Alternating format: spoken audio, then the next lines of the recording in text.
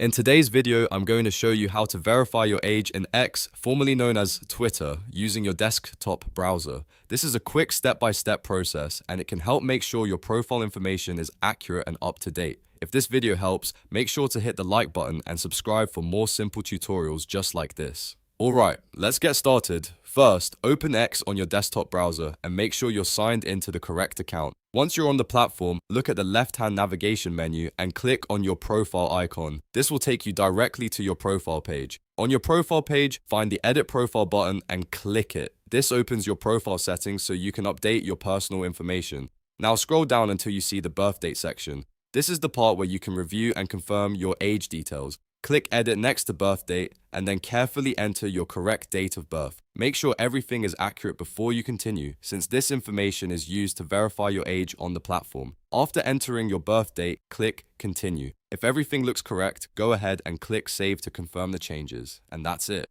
You've now updated and verified your age in X on desktop. It only takes a minute once you know where to go, but it's important to enter the right information.